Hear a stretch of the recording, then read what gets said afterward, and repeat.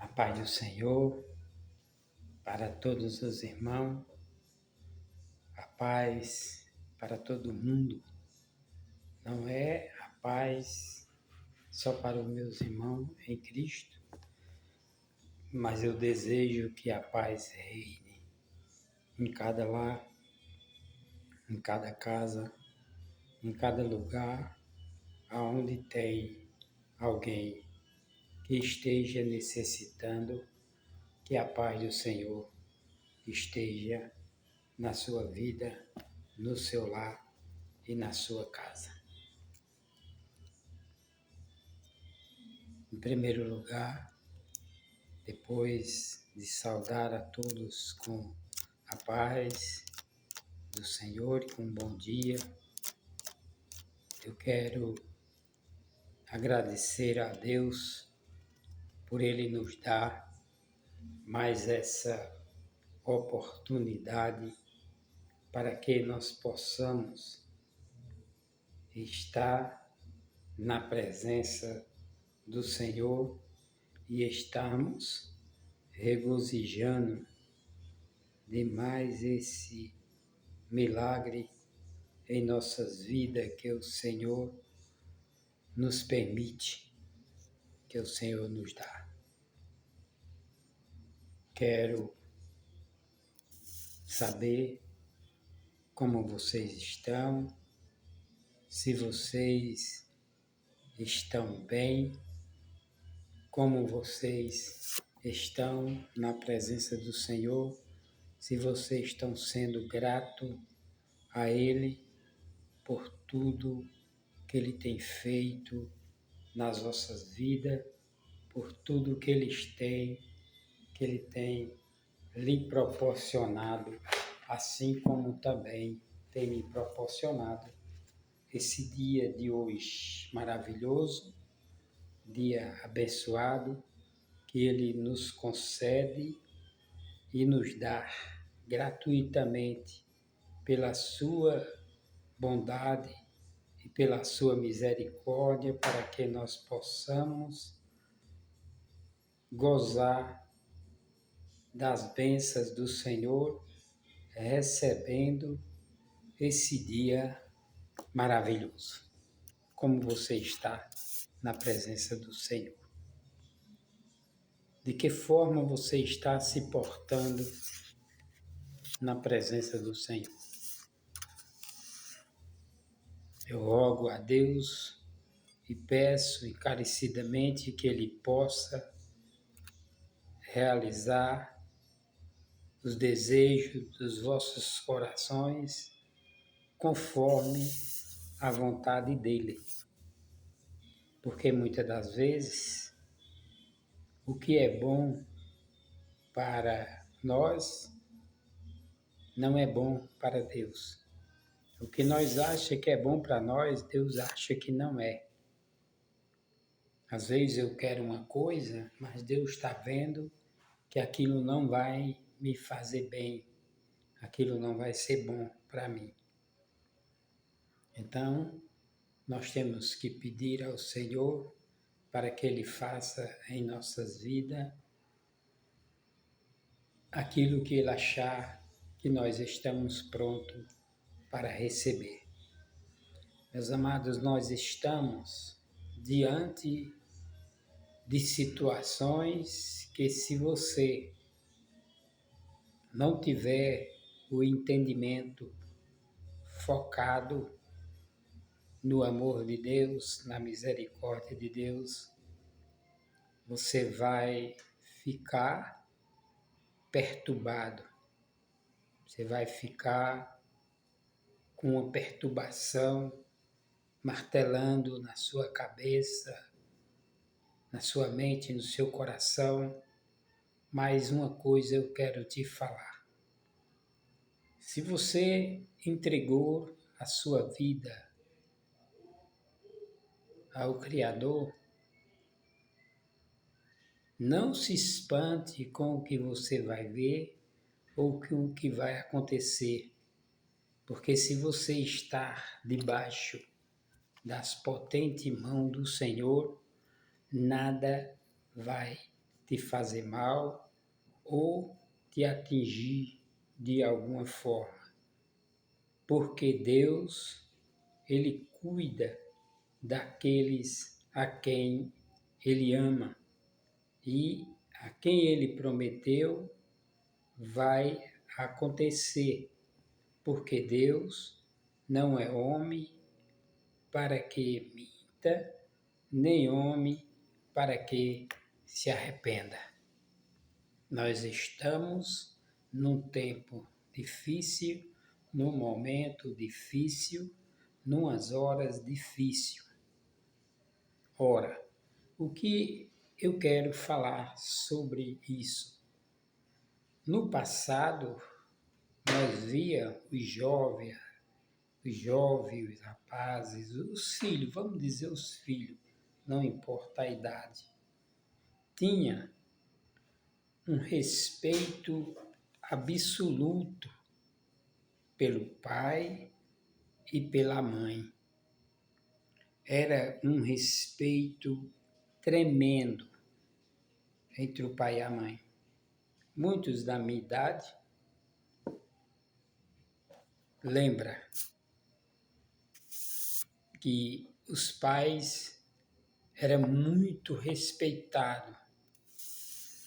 Há 30 anos atrás, digamos assim, mas depois começou o desrespeito para com os pais. Porque os homens vão inventando lei, eles não estudam, não pedem sabedoria a Deus, eles põem em pauta aquilo que eles acham que é bom para eles, que seja bom. Entanto, que falta sabedoria. Porque o pai corrige aqueles que ama. Deus corrige, ele nos corrige, não para nos matar, mas ele nos corrige, ele nos dá correção. Não, mas que Deus é esse que deixa você adoecer, que deixa você morrer, que deixa você sofrer, que deixa você passar. Todas essas coisas, meus amados, são correção. Por exemplo, se eu plantar um pé de fruta, eu só vou colher fruta se eu cuidar do pé de fruta. Se eu plantar um pé de legume, eu só vou colher o legume se eu cuidar do pé de legume. Não é simplesmente plantar e deixar para lá. Não é assim. Se eu quero um fruto bonito, eu tenho que plantar, regar, limpar e cuidar bem daquele pé de fruta ou de legume. Então, por isso que nós do campo, nós aprendemos dessa forma. Colhe o que planta. Quando eu aceitei a Cristo, fiz uma aliança, não aceitei Jesus, eu fiz uma aliança com Jesus. Porque se você for gritar que nem os evangélicos, que nem o povo que se diz cristão, entanto, muitos deles são religiosos, porque eles acham que a religião deles é quem vai salvar eles. Se eles saírem daquele meio daquele povo, eles não vão ser salvos. Mas a salvação é individual, é cada um por si. A salvação é cada um por si. Como cada um por si? Eu vou dar conta de mim mesmo, eu não vou dar conta da minha esposa. O meu papel é esse, é mostrar a ela a verdade de Deus. Agora, se ela vai seguir, aí é com ela que vai escolher. Eu vou falar para meu filho. Voltando ao assunto, sobre respeito dos pais antigamente. Era um respeito tremendo. Mas depois que apareceu esse algo de direitos, assim, como diz, esse algo da vara da infância, do Conselho Tutelar, vamos simplificar isso aí, do Conselho Tutelar. O Conselho Tutelar trabalha de forma equivocada e errônea. Trabalha de forma equivocada e errônea. Digo eu, sujeito pobre do campo,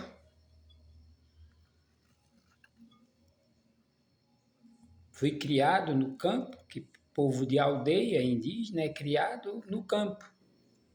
Com 7 anos de idade, eu trabalhava.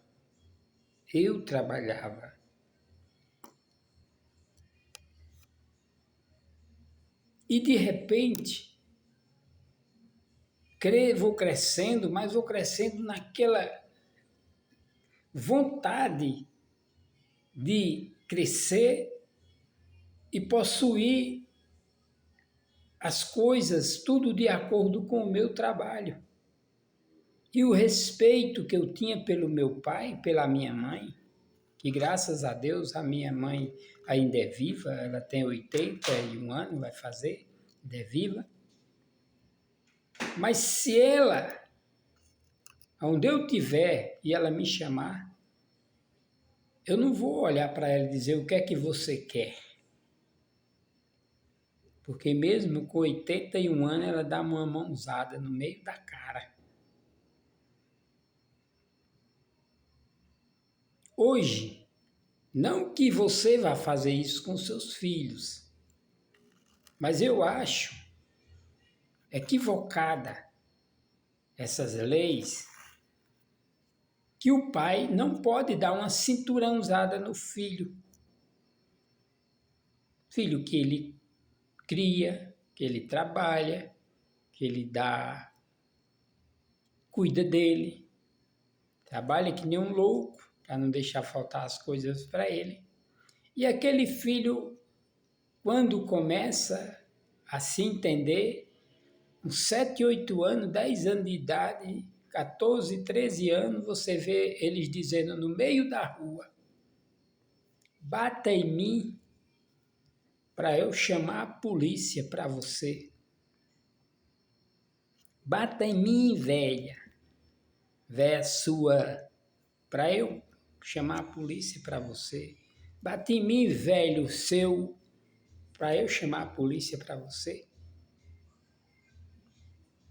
Quer dizer, eles podem fazer o que quiser. Estão criando uma geração de monstro. Está se criando uma geração de monstro. Que os pais não podem mais exemplar. Os pais têm que respeitar eles mais do que eles respeitar os pais. Eu digo porque eu tenho visto muito isso, eu ando muito. E vejo as coisas acontecendo. No meio da rua, desculhambando o pai, desculhambando mãe, quebrando as coisas dentro de suas casas, batendo nos pais, batendo nas mães. Moleque de 13, 14 anos, 12 anos, 10 anos. Já começa desde cedo. Que o pai não pode dar uma chinelada no filho, porque se o conselho tutelar for souber, o conselho vai lá e leva aquela criança. Não é pior, gente? Tirar a criança do meio do leito do pai e da mãe para botar num orfanato? Então vocês têm que ter um conceito, vocês têm que procurar estudar mais, sabedoria. Por isso que eu não gosto de vocês, do Conselho Tutelar. Mas não é porque eu não goste do órgão, é porque vocês trabalham errado. Se vocês chegam a um filho que o pai deu uma surra, Um moleque com 14 anos, o pai deu uma surra porque ele chegou fumando maconha, quebrando tudo dentro de casa. O pai pega ele, dá-lhe uma surra, aí vocês vão lá e prendem aquele pai de família. Vocês vão lá e prendem o pai de família, repreendendo ele na frente daquele menino, daquele jovem. Ele vai se criar com fôlego.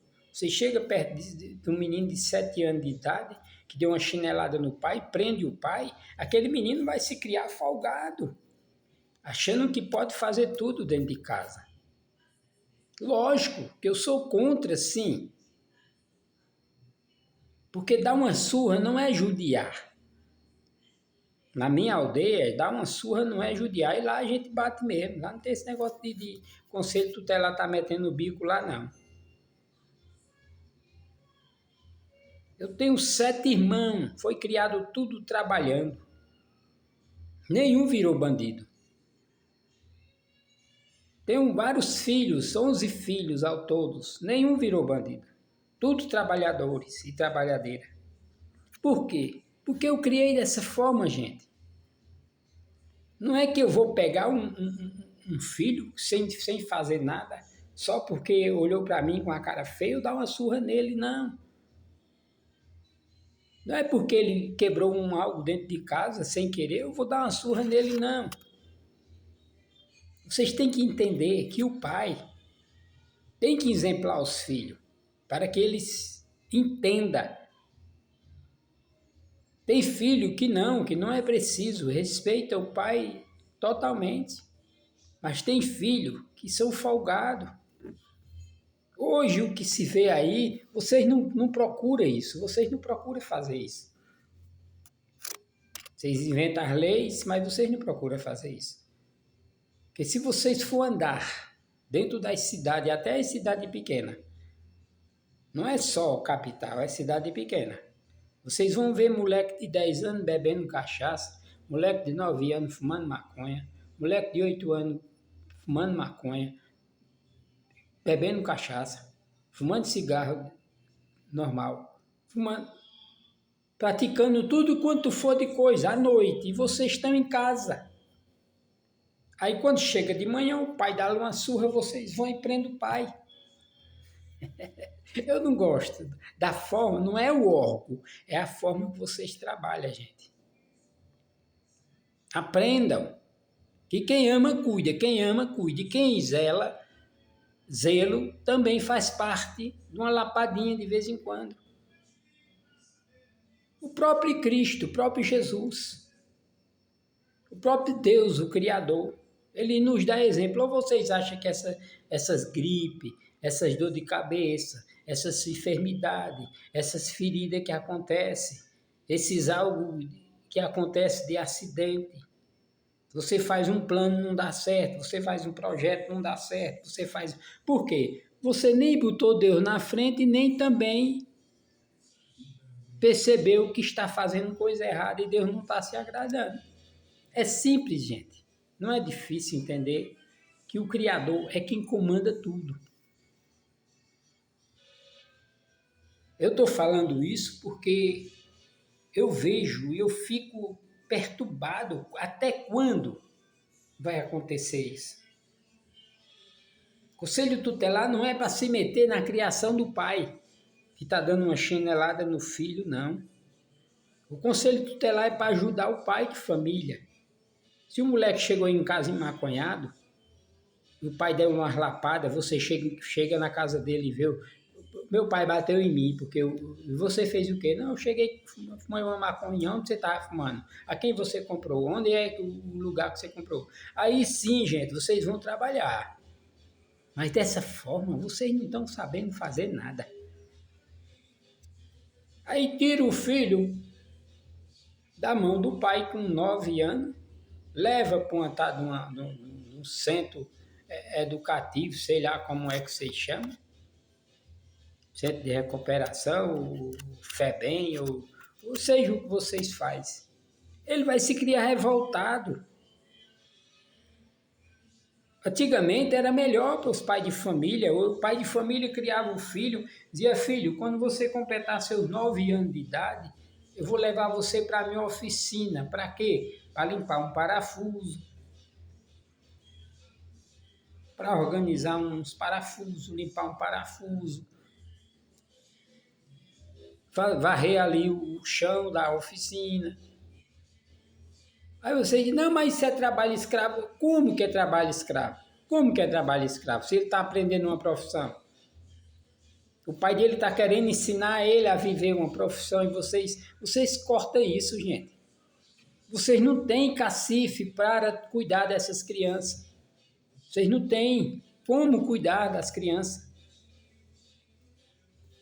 O pai sim sabe do filho, porque o pai veio ele acordar, veio ele levantar, veio ele deitar, veio ele dormir, viu ele nascer, ele sabe do filho, mas vocês não sabem não.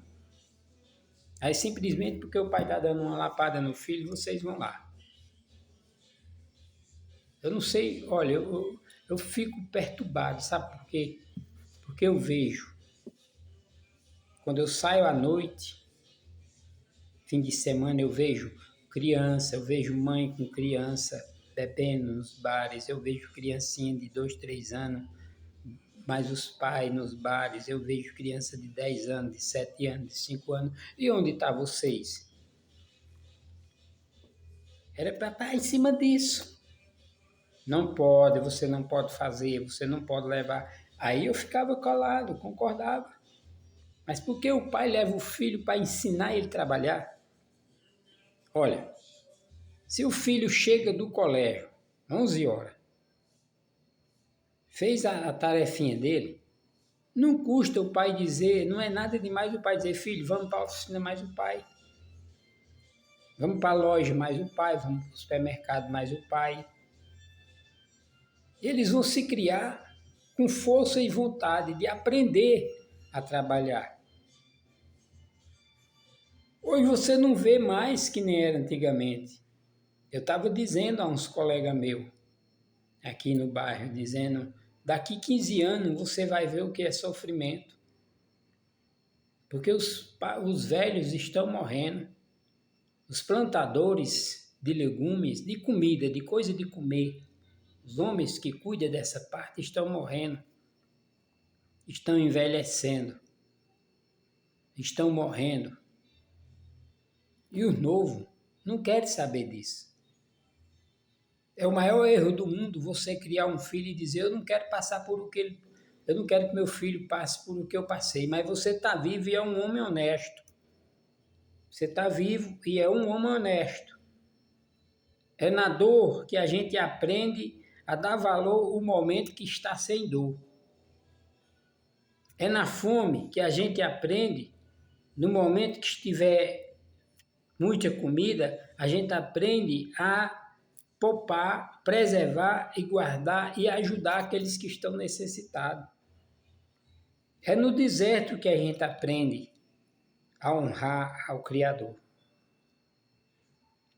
Por isso que eu digo para vocês, eu não concordo.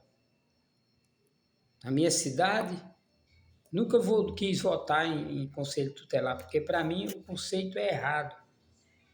O filho tem que ser o espelho do pai. O pai tem que ter autoridade para o filho, não o filho para o pai. E o que vocês estão fazendo é algo horrível. Os jovens estão aí, porque tanto jovem roubando, isso é culpa de vocês, que não deixam os pais levar para as oficinas, para a roça, para a olaria, para o escritório, para o supermercado, para onde quer que seja. Seu filho estuda até que hora? Estuda até meio-dia. E de meio-dia para tarde? Não, meio-dia para tarde ele faz o que ele quer. Não, meio-dia para tarde ele acompanha seu pai. É por isso que eu falo, gente. E a culpa não é só do governo. O governo não manda na criação dos teus filhos. Quem manda na criação dos teus filhos é você. Eu tenho 11 filhos, glória a Deus. Mas nenhum me dá trabalho, nenhum me dá trabalho. Nunca fui chamado em delegacia, nunca fui chamado para ser testemunha de nada, nunca fui chamado porque meus filhos aprontaram, não, nunca. Porque eu criei dessa forma. E de uma forma honesta. Nunca bati, nunca bati. Eu botava de castigo, ficar ali de joelho. E lembre do que você fez. Pai, eu preciso de 10 real ou 5 reais. Você quer 10 real? Quero. Ó, o quintal tá sem limpar. Vai lá e limpa, junta a sujeira todinha, bota num saco. Quando você terminar, você vem que eu dou os 10 real. As filhas, mulher chegava, pai, eu quero que o senhor me dê tanto. Eu dizia, vai varrer a casa, a outra lava os pratos, a outra enxuga e a outra guarda. Quando terminarem, aí vão ter. Hoje são tudo mãe de família, pai de família, glória a Deus, para a honra e glória de Jesus, nunca me deram esse trabalho. E nunca bati, mas se fosse para bater, eu batia. Que eu trabalhava com um promotor e disse a ele, um juiz, eu disse a ele, olha, na minha casa quem manda sou eu. Ele disse, você está certo, você não está errado, não, nós não estamos tirando a sua autoridade. Vocês têm que correr atrás, sim. Se vocês souberem que o pai de família vive embriagado, a mãe de família vive embriagada, os filhos são jogados, os filhos estão sem proteção, os filhos estão apanhando do pai e da mãe que chega bêbado, o pai e a mãe não têm responsabilidade, chega bêbado, chega drogado, chega... Aí eu fico calado. Mas um pai de família, gente, põe isso na consciência.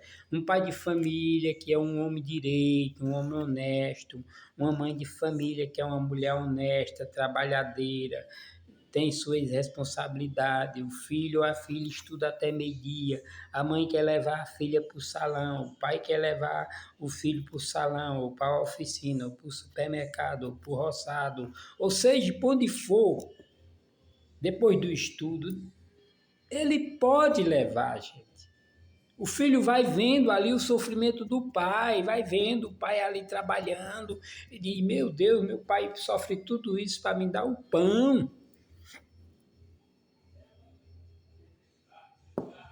Vocês têm que aprender a trabalhar. Lá na nossa aldeia, lá, o moleque com 7 anos já vai para a roça. Vai para o colégio. Quando chega do colégio, almoça, tira um cochilinho ali de 1 hora. De repente, pega um enxadinho ou uma corda para ir buscar lenha, ou vai cultivar alguma lavoura, ou pega um saco, vai buscar fruta, e assim vai. Mas vai trabalhar. Vai para o curral, cuidar de uma ovelha, cuidar de um bode, de uma cabra, de uma galinha, de um pato, de um peru. Vai trabalhar. Ele vai aprender. Vocês estão fazendo erro, estão errando em tudo. Por que vocês não criam? Em vez disso, vocês não criam oficina para ensinar os jovens profissão, ensinar mesmo profissão. Tanto espaço que tem por aí. Vocês pegam esses homens pedreiro aposentado, eletricista aposentado, encanador aposentado, armador aposentado, convida eles, faz um cadastro com eles, dá um dinheirinho a eles para inteirar a aposentadoria, só para eles ensinar, é deles mesmo, não precisa ser engenheiro formado, não. Lógico que vai ter um engenheiro lá no meio, engenheiro aposentado, que não trabalha mais, esse povo assim, gente.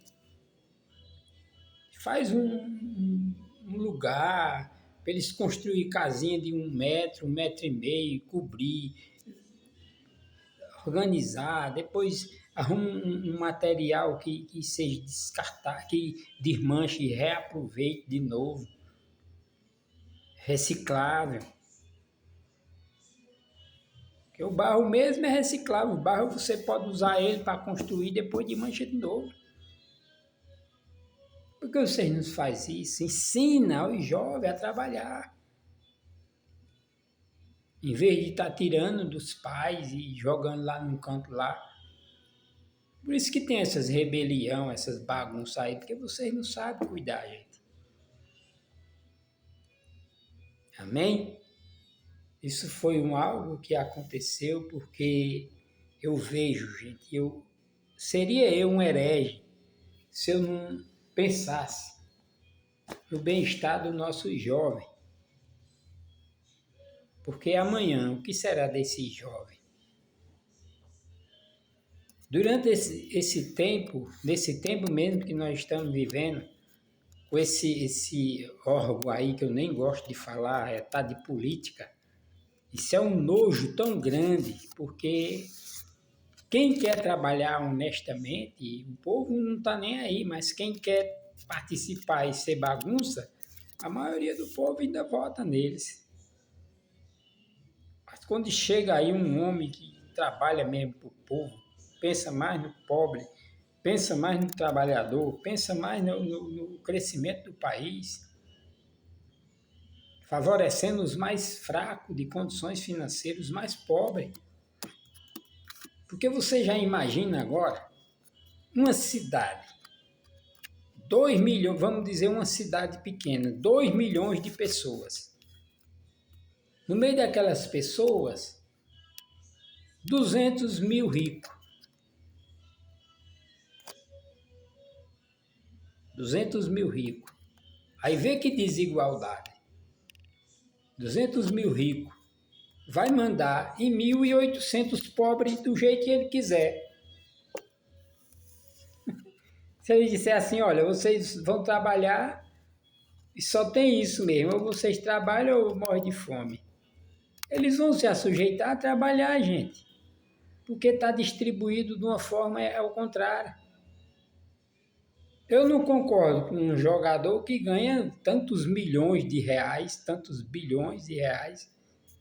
Eu não concordo com isso. Eu não concordo com um deputado que ganha 45 mil reais, enquanto um trabalhador, uma trabalhadeira, uma faxineira ganha um salário mínimo, gente. Pelo amor de Deus, gente. É uma desigualdade terrível. Mas sabe como é que eu classifico isso, gente? Matuto Walter, indígena Walter, Matuto, presbítero, para a honra e glória de Jesus, mas eu nem falo tanto em presbítero, eu falo em Cristo que nos dá a honra de nós estarmos aqui agora. Gente, eu classifico isso, sabe como? Egoísmo. Nós temos, eu não sei se é 600 deputados ou é 500, eu não sei quantos deputados é. No Planalto, em Brasília, não sei quantos deputados nós temos. Mas tem deles, gente, que é um egoísmo tão grande que eu vi numa reportagem eles dizendo que o trabalhador tinha que trabalhar até a exaustão. A exaustão que eu entendo é cansaço, cansar mesmo, trabalhar até cansar. Chegar em casa nem coragem de tomar banho ter, é só chegar em casa e nem para a cama ir, já se deita no chão mesmo e dorme, para no outro dia estar na luta de novo. Enquanto eles trabalham 3 dias por mês, ou é por semana, o que quer, né? Ganha esse horror de dinheiro, gente, para não fazer nada. Eu acho que um salário de um deputado de 7, 8 mil já estava bom demais. Já estava bom demais. Aí por que essa briga deles por poder e ganhar? Tem uma regalia, porque se você for para a ponta do lápis mesmo, é auxílio não sei o que lá, auxílio não sei de que, auxílio não sei de que, auxílio não sei de que. Quer dizer, o dinheiro que eles ganham é livre. O dinheiro que eles ganham é livre. Aí eles não têm vergonha na cara, gente, eles não têm vergonha. Não estou descrembando ninguém, eu estou dizendo que não tem vergonha. Porque aparece um homem que põe um projeto para reduzir o trabalho do povo. Você já imaginou você trabalhar 6 dias da semana? Você nunca trabalhou? Você, deputado, senador, nunca trabalhou, mas eu já, deputado. Tem dia que você chega em casa só a misericórdia, tem dia que você chega em casa e não olha nem para comer, para nada, não. Corre pro banheiro, termina o banho cochilando. E cai na cama e tchau.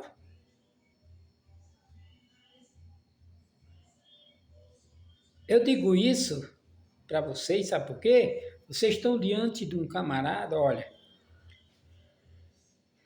Eu já cortei lenha de machado, de foice, arranquei toco de chibanca. Vocês sabem o que é isso? Chibanca, uma ferramenta pesada. Já carreguei lenha nas costas, já fiz calvão, já bati tijolo, já ali cuidei de roça há muito tempo, já cuidei de gado, já fui pescador. Olha, gente, se for contar as profissões que eu já fiz, que eu tive, é muitas. Sou pedreiro, na minha profissão de pedreiro, empeleiteiro, já trabalhei de empeleiteiro, sou pedreiro, já trabalhei de empeleiteiro. Na minha profissão, graças a Deus, não tem nada que eu não aprendi. Eu entrego um prédio de 20 andares, do piso ao teto, pronto de tudo. Se disser assim, só tem o senhor para fazer e um ajudante, eu faço de tudo. Reboco, piso, tudo eu faço. Eletricidade, tudo, entrego prontinho. Agora eu pergunto a vocês, e o senhor sabe ler, seu Valdo? Não, sou analfabeto. Mas eu faço o prédio todinho do jeito que o engenheiro me der a planta. Agora, você diz, mas como, sem saber? Aí o mistério não é meu. O mistério é do Criador. Não posso fazer nada, né? Ele me deu esse dom. O que é que eu vou fazer? Nada. Executar aquilo que me cabe. Vocês estão entendendo, gente? É egoísmo, é puro egoísmo. Sabe por que tem tanto pobre? Egoísmo. Os homens estão egoístas. Só pensam em si próprio. E não é em todo meio, os que se dizem ser evangélicos, se dizem ser evangélicos. Eu não sou evangélico, gente. Eu não sou religioso, gente. Eu fui batizado numa congregação evangélica. Passei até um ano atrás andando para essas congregações e era aquela euforia, mas depois eu percebi que não é a igreja, não é a congregação que vai me salvar. Quem vai me salvar é Deus. Dependendo dos meus atos, das minhas atitudes, das minhas obras. Está escrito lá em Apocalipse, eu sei as tuas obras, sei o que tu tem feito. Está escrito no livro de João, amar. Está escrito desde o começo do mundo, tudo foi por amor. Deus criou o mundo por amor. Então, se o pai de família quer ensinar uma profissão ao filho, é por amor ao filho, gente. Não atrapalhe. Talvez os próprios filhos de vocês pintam certo com vocês. Porque vocês criam e acham que esse regime está certo. Não está certo. Você não pode dar uma lapada no seu filho. Não pode exemplar seu filho. Não pode levar ele para uma oficina para ele aprender a trabalhar e ganhar o próprio dinheiro dele. Mas ele pode ir para a rodinha dos amigos, vai roubar, a polícia vem que não é nada deles. A polícia não é nada deles. Aí mata aquele jovem. De quem é a culpa? Do pai ou do sistema? É do sistema. Antigamente não morria tanto jovem que nem hoje. Eu digo porque era mesmo.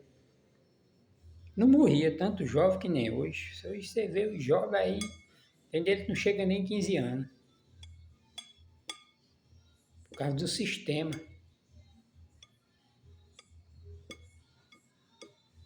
E a coisa está ficando cada vez mais pior. Deixe a família cuidar dos seus filhos. Os pais cuidar dos seus filhos. Lógico que vocês vão estar monitorando, olhando. Se vê um pai batendo no filho com um cacete, pegar um cacete dando cacetada no filho, lógico que vocês vão ter que ir lá. Se vê um pai com uma faca correndo atrás do filho, lógico que vocês vão lá. Se vê o pai com uma corda dando lapada no filho, tirando sangue no filho, lógico que vocês vão lá. Mas só porque... Gente, levar para trabalhar é um ensino de vida. É um ensino de vida. Vocês observem agora, olha. Eu vou contar um exemplo aqui para vocês. Um exemplo que vocês deveriam tomar. Vocês veem. Um homem que, por ser pobre, ele pode não saber disso, que eu nem sei. Para mim, se ele me põe... Ele nem sabe que eu existo, mas um homem da terra, eu estou falando da terra, porque do céu é Jesus Cristo. Pai, Filho e Espírito Santo. Mas eu estou falando de homem na terra, comedor de feijão e farinha, e que faz as mesmas necessidades que eu faço. Que eu admiro muito, gente. Vocês observam agora o que vocês estão fazendo. Vocês têm o quê que comanda o Brasil? Um presidente. Pergunta a ele com quantos anos ele começou a trabalhar. Isso é para chegar até o senhor, presidente Lula. É o senhor ver o conceito desses homens que diz que faz o certo em proibir dos pais de família botar os filhos para aprender a trabalhar depois do colégio. Outra coisa também que eu vejo nas cidades pequenas, um vendedor ambulante, um coitado de um homem, está desempregado. Gente, eu não sei porque eu estou falando isso, mas eu vou falar. Está desempregado, pega uma carrocinha e enche de manga, jaca, melancia, banana, macaxeira, seja o que for. Pega umas toalhinhas, uns paninhos de prato, uns shortinhos, umas coisinhas e sai vendendo pela rua. Aí chega de frente a uma esquina ou numa praça, tá vendendo ali na sua carrocinha ou no chão que bota. Aí de repente vem o quê? A polícia. E em vez da polícia estar correndo atrás dos bandidos, vai correr atrás daquele pai de família, gente, que está ali apelando para ganhar o pão e levar o sustento para seus filhos. Às vezes o aluguel atrasado, faltando as coisas no seu lar, na sua casa, que está desempregado. Aí o prefeito daquela cidade gerou essa questão, porque os ricos ficaram com raiva porque eu estou vendendo uma dúzia de banana na frente do supermercado dele ou perto do supermercado dele. Aí se a banana dele é R$5 o quilo, eu estou vendendo a dúzia por 8, que dá mais de 2 quilos de banana. Aí ele acha ruim, gente. Eu vejo aí isso acontecendo, isso é uma vergonha. Quer dizer, melhor seria se ele fosse roubar? Melhor seria se ele entrasse aí para a criminalidade? Para ganhar o sustento dos filhos? Que sistema é esse? Isso é para chegar até o senhor, presidente. Eu sei que não vai chegar nunca, porque eu não sou famoso. Eu não sou famoso. E o senhor é um homem que entende as coisas. De ser humano aqui da Terra, o senhor é um homem que eu admiro. Eu não idolatro o senhor, eu admiro. Porque o senhor veio de lá, da pobreza, veio do chão, morando naquela casinha de barro, de taipa, ali em Caetés, que eu conheço ali. Viu? Minhas famílias, meus avós, são dos Inácio, lá de Caetés. Família de gente humilde, que morava também em casa de taipa, por lá na época.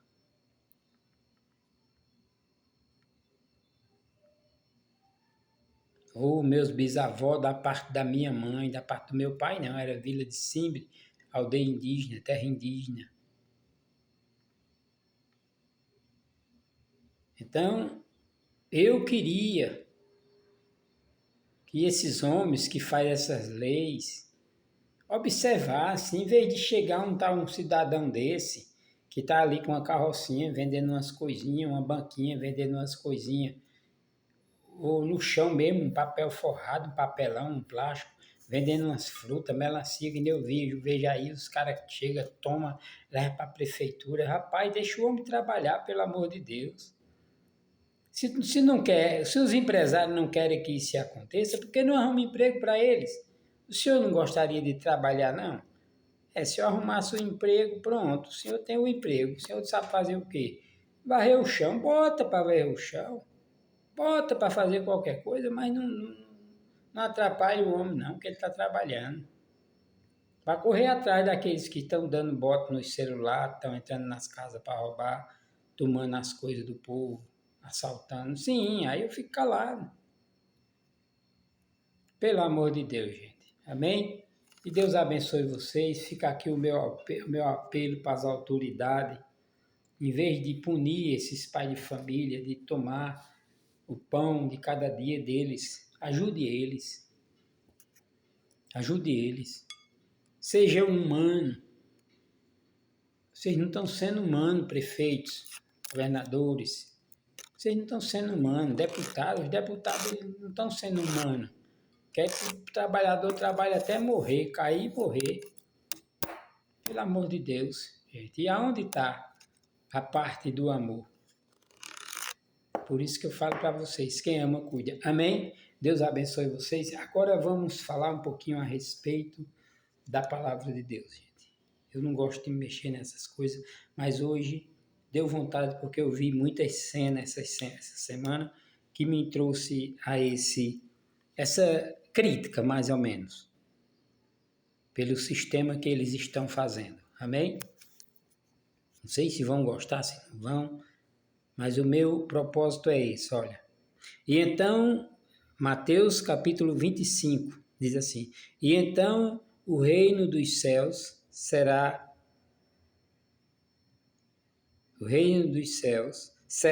semelhante a 10 virgens que, tomando as suas lâmpadas, levaram azeite.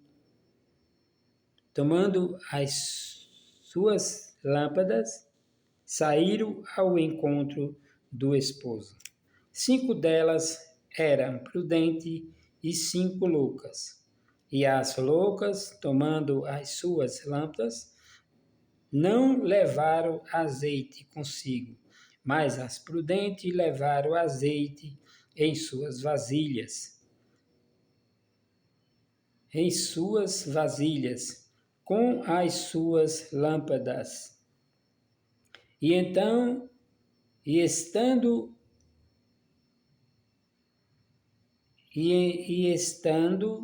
o esposo tardando o esposo, tosquenejaram todas e adormeceram. Mas à meia-noite ouviu-se um larido. Aí vem o esposo, sai-lhes ao encontro.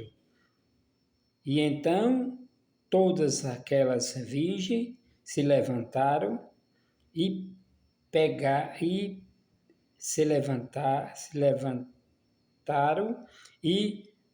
prepararam as suas lâmpadas.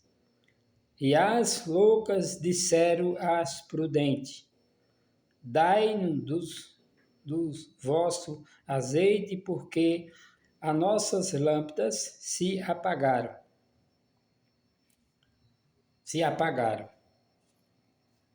Mas as prudentes respondendo-lhe, dizendo: Não seja caso que nos falte a nós e a vós. Ide até aos que os vende, até os que o vendeis e comprai para vós. Vai até os que vendem e comprai para vós. E tendo elas ido comprar, chegou o esposo, e as que estavam preparadas entraram com ele para as bodas, e fechou-se as portas. Vamos lá. Aqui nessa leitura, Mateus capítulo 25 até capítulo 25, começando do versículo 1 até o versículo 11. Depois, se der tempo, vou ser breve. Nós passamos para mais. Vou ser breve para que o vídeo não já está meio longo já, porque faz dias que eu gravei, aí vou agora dar uma apressada. Veja bem, a Bíblia fala que a nossa vida espiritual tem que ser, vou logo no ponto certo, de prudência. Aqui nós estamos vendo a comparação de 10 virgens. Essas 10 virgens, vamos supor, simbolize metade da população do mundo, ou um terço ou um quarto. Porque para mim, eu não sei se eu estou no meio, mas para mim, a salvação de pessoas vai chegar no máximo 3% de pessoas que vão ser salvas no mundo inteiro. Eu creio assim. Porque se você for para a matemática, de 400 mil homens que saíram do Egito, que fala só de homem, fora mulheres, crianças e jovens e adolescentes. Mas para eles era tudo homem, só as crianças que de 7 anos, 8 anos, 10 anos abaixo. De 12 anos para lá já era conhecido como homem. Rapazinho já é homem. Então, se você for fazer a conta de 400 mil homens adultos, vamos dizer, e no meio desses 400 mil homens que na época saíram de dentro do Egito, apenas 2, quem ainda era jovem, por isso que eu falo que estava na correria, eles se salvaram. Só foram os 2 homens que se salvaram dos antigos. Porém, os povos que entraram na terra de Canaã foram os povos, os mais novos e os que foram nascendo no caminho. Sabe por quê? Porque os velhos que saíram morreram todos. Até Moisés, antes de entrar na terra prometida, ele não entrou. Por isso que eu falo para você. Ele não entrou, porque Deus mandou ele fazer de uma forma, ele fez de outra.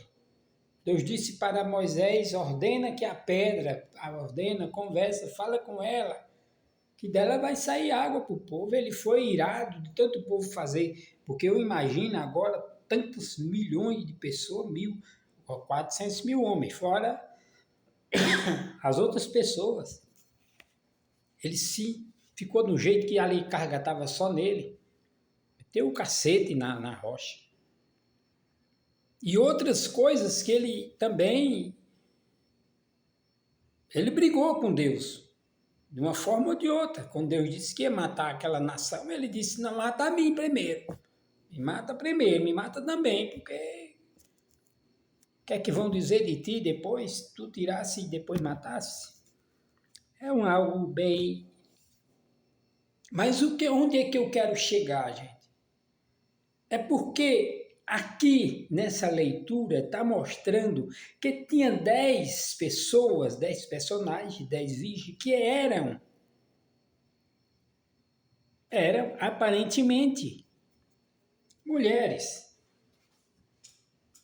iguais.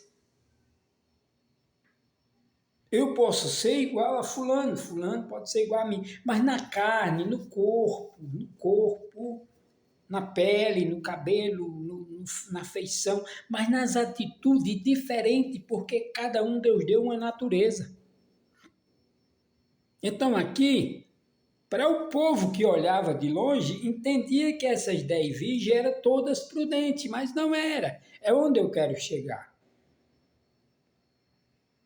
E aqui mostra, vou ser bem rápido, mostra que 5 delas permaneceram prudentes, mas as 5 loucas foram dormir, agarraram no sono, nem pensaram em nada de azeite, não pensaram a qualquer momento o noivo chega e nós não estamos preparados. Resumindo a leitura toda, a qualquer momento Jesus pode raiar nas nuvens. Aí fica agora esse povo dizendo que são evangélicos, dizendo que são cristãos, dizendo que são de igreja tal, igreja B, igreja C, igreja T. Eu não sou de nenhum, eu pertenço a Cristo.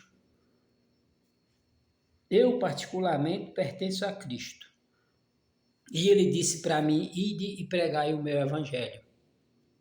O que eu quero falar aqui é que essas jovens foram dormir, enquanto tem muita gente que está dormindo, que está num sono profundo, vivendo arregaladamente, vivendo de qualquer forma, de qualquer maneira, fazendo o que quer, e não tem azeite, não estão preparada. De repente o noivo vai chegar e cadê aquele povo que antigamente louvava ao Senhor, glorificava, bendizia e buscava obedecer à palavra do Senhor?